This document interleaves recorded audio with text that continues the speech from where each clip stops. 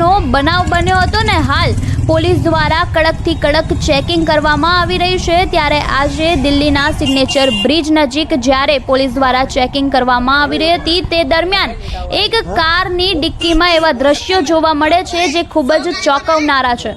ત્યારે ચેકિંગ દરમિયાન કારની ડિક્કીમાંથી એક જીવતો માણસ બહાર આવે છે। ત્યારે પોલીસ દ્વારા પૂછવામાં આવે છે કે આ માણસ કોણ છે। ત્યારે કાર ચાલક દ્વારા કહેવામાં આવે છે કે આ મારો ભાણેજ છે, પરંતુ અહીં સવાલ એ છે કે જો આ ભાણેજ હતો તો તેને શા માટે ડિક્કીમાં બેસાડવામાં આવેલો। ત્યારે આવા વધુ સવાલો ઉઠી રહ્યા છે અને પોલીસ દ્વારા પણ વધુ તપાસ હાથ ધરવામાં આવી છે। ત્યારે હજુ હમણાં જ દિલ્હીમાં જે રીતે આતંકવાદ હુમલો થયો છે તેને લઈને તેની ઉપર શંકાઓ ઊભી થઈ રહી છે કે આ માણસ કોણ છે, શા માટે તેને ડિક્કીમાં બેસાડવામાં આવ્યો હતો અને ક્યાંથી આવેલો છે।